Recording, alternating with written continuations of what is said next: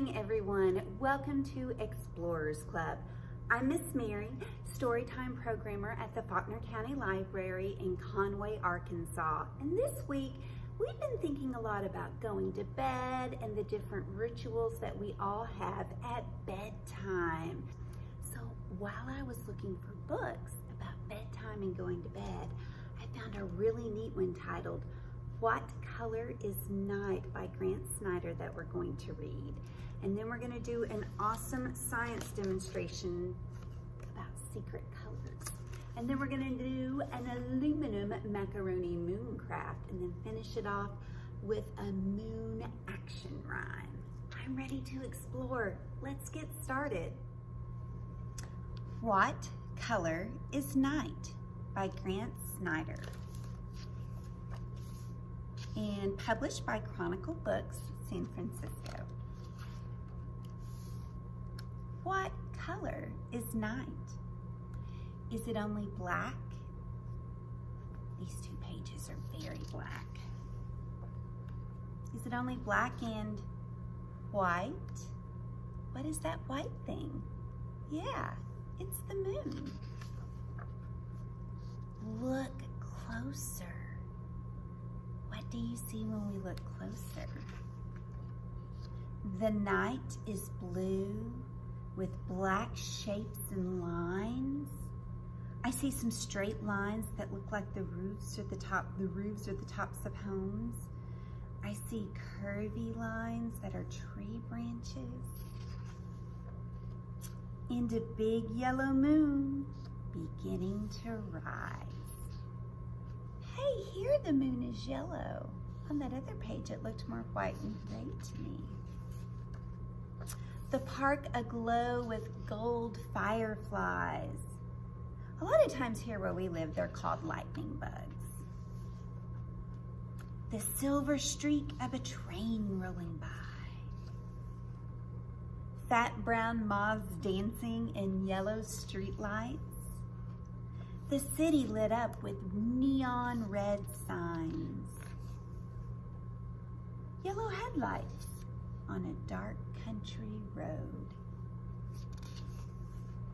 A nighttime visit, a green-eyed glow. Can you see what's visiting here? It's a raccoon family, and the raccoon's eyes glow green in the night. A still blue pond. The white moon twice. Here's the moon in the sky and the reflection of the moon in the pond. Two moons, twice the moons. 1,000 silver stars spilled across the sky. One last orange window and houses of black. The gray face of a clock tick-tock, a midnight snack. And there in a sky of indigo, all the night's colors in one moonbow. It's not a rainbow, it's a moonbow. A clear window, a silver moonbeam. Pink and purple clouds, a night of good dreams and colors unseen. Look, I see a shooting star with a colorful tail. And that's the end of What Color is Night by Grant Snyder. What did you think of What Color is the Night? I thought it was really fascinating. I loved how the author challenged us to look closer, not just to see the nighttime sky as black. Look at all the other colors inside of the black. The brown moths, the yellow and orange, or the yellow-orange whitish looking moon, the colors of the signs, the glow of a clock or your midnight snack. Well, I thought this would be a great thing to do to go with that story. Can we see what pigments or colors actually make up our black marker that we color with? Yeah, there is a way to see that. And maybe not just black, like the book, I thought we could try to see what pigments or colors make up a brown and purple and green and pink and orange. But how on earth do you see what pigments or inks are put together to make these particular colors? Well, there is a way to do it, and it's called chromatography. I love that word, chromatography. So chromatography is a technique for separating and identifying the parts that make up a mixture. So our mixture here is the black ink in our black marker. And the type of chromatography we're going to use today is paper chromatography. So we are going to use the paper chromatography to try to see what was put together to make our black ink. So in addition to your markers, and I am going to say I am using Mr. Sketch markers. When I have done this demonstration in the past, these are the markers I've had the most success with. So these are the mixtures we're going to try to, for lack of a word, pull apart, or we're going to try to identify the different parts that make the whole.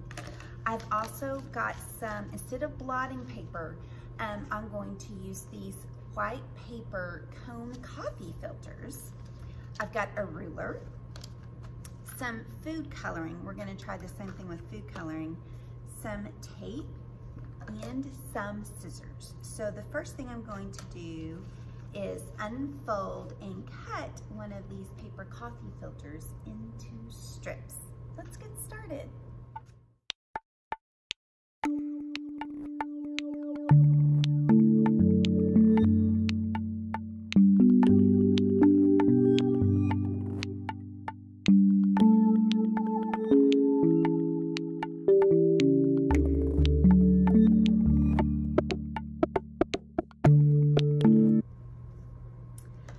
Okay, so I've got my numbered strips taped to my ruler, and now I am going to put a small dot of a different color on each strip. So I'm probably going to start off with putting a small dot of pink here on the number 1 strip.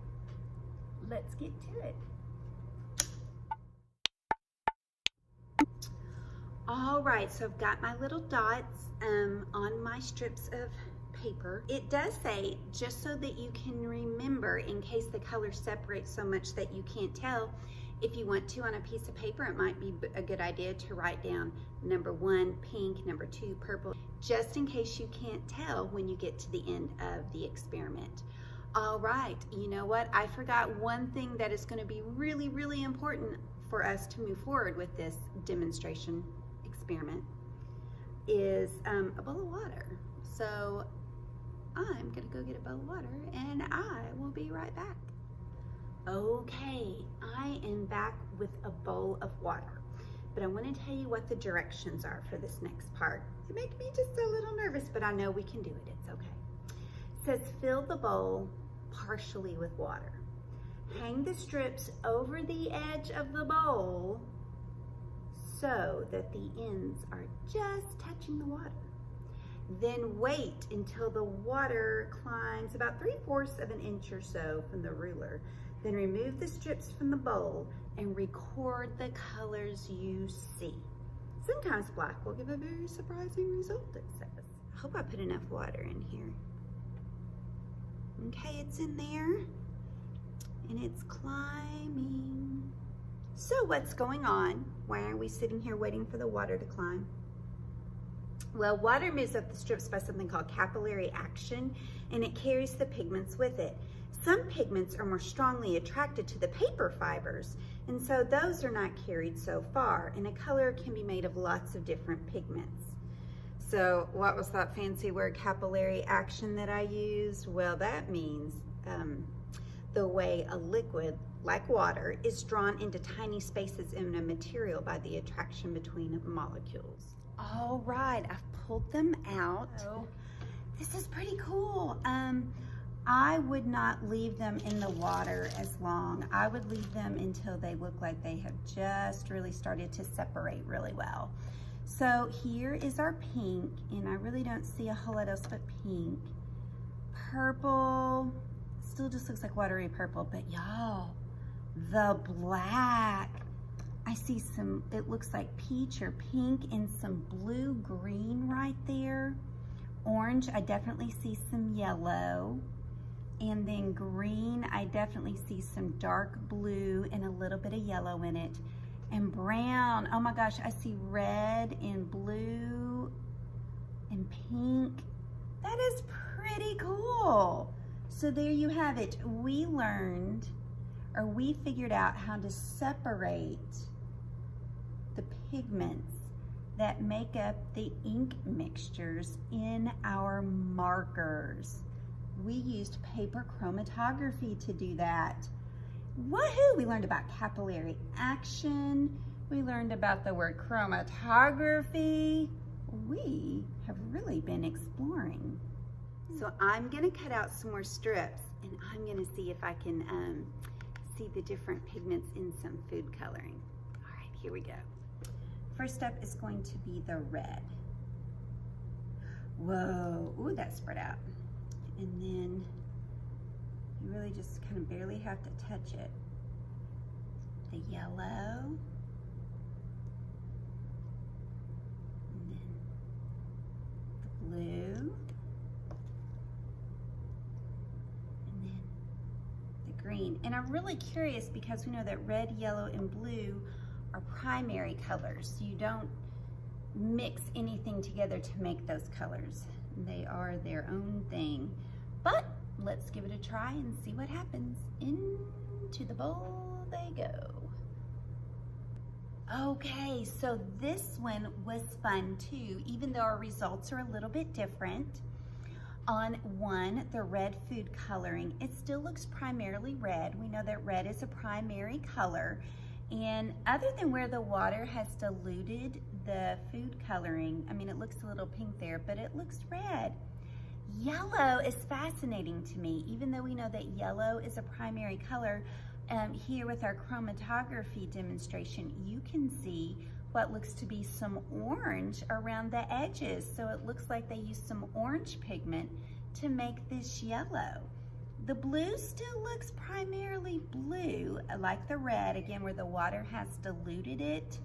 It's like a light blue, but I'm telling you, it almost looks like there's maybe a hint of pink down there. And now green. Looks primarily green, but you do see some yellow where the water has diluted the food coloring a little bit. And we know that you mix usually blue and yellow to make green. So that makes a lot of sense. And it does look a little bit bluer down here at the bottom. So that tracks. Fascinating. I'm so glad that I tried this and I didn't forget, because one neat thing about the food coloring is that the pigmentation in it is strong enough.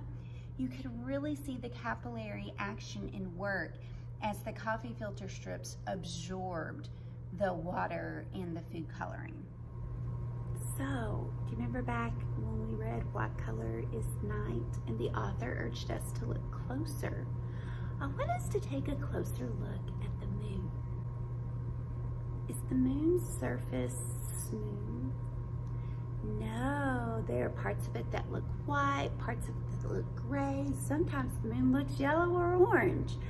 But I was thinking more about the parts where some of it looks deeper than other parts and some of it looks dark and shadowy compared to lighter parts. Well, one of the reasons for that is because the moon is covered in craters. Do you guys know what craters are? Well, the craters on the moon have been caused by asteroids and meteors crashing into the surface of the moon. And just like when you jump in a mud puddle or a pile of sand, when you hit it, that impact, the force of it causes the water to splash up or some of the sand to jump up.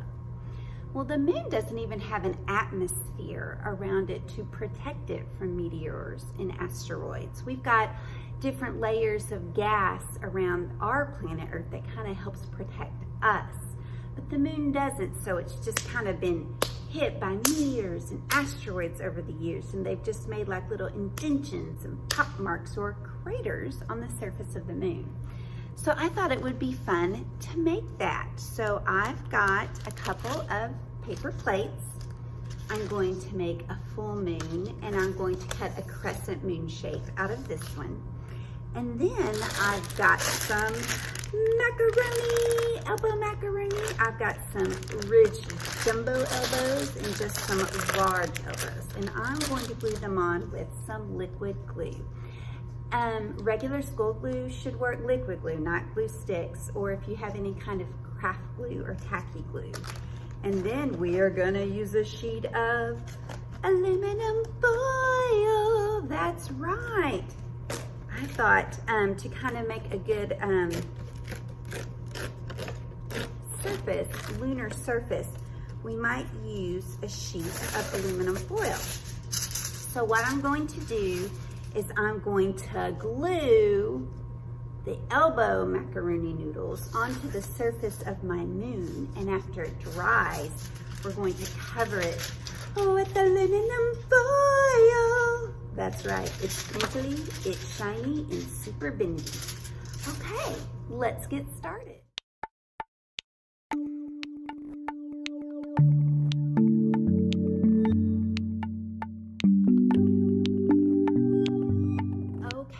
So I have glued my dry macaroni noodles onto my paper plate shapes with some liquid craft glue. And to be honest, I'm really gonna need these to dry completely. So I am going to leave these here to dry for several hours, and then I'm gonna come back and finish this project. Okay, everybody, I left my moon crater pasta here to dry for several hours, and it looks like it's dried on pretty well. Now I'm going to cover it with aluminum foil.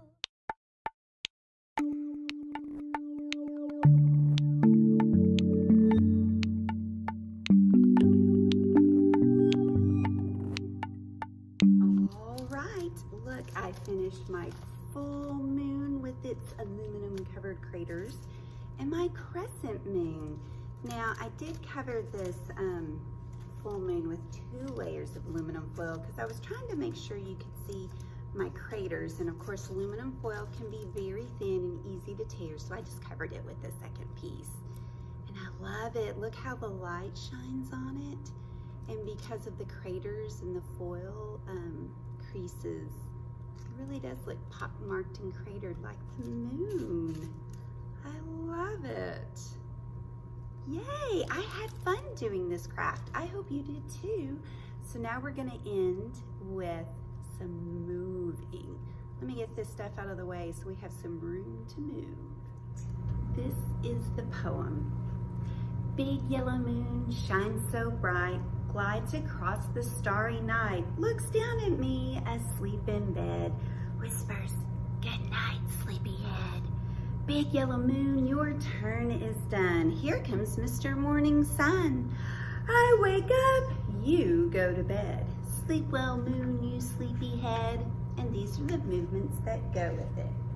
So when we say big yellow moon shines so bright, we're gonna put our arms over our head like that. So big yellow moon shines so bright. And then we're gonna move our arms from side to side.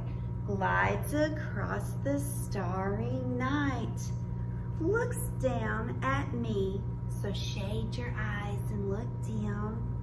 Asleep in bed, so put your hands together and put your head on it. Whispers, good night, sleepyhead. So whisper and put your finger in front of your mouth like you're shushing. And then big yellow moon. We're gonna put our arms up and we're gonna say, your turn is done. Bring them down and then put them back up, for here comes Mr. Morning Sun.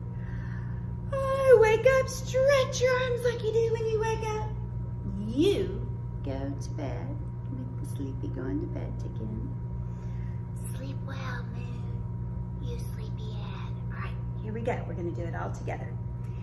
Big yellow moon shines so bright, glides across the starry night, looks down at me asleep in bed, whispers, good night, sleepyhead. Big yellow moon, your turn is done. Here comes Mr. Morning Sun. I wake up, you go to bed. Sleep well, moon, you sleepyhead. Good work. Thanks for joining me at Explorers Club today. I hope you enjoyed learning about colors and the moon. I'll see you next week. Bye-bye.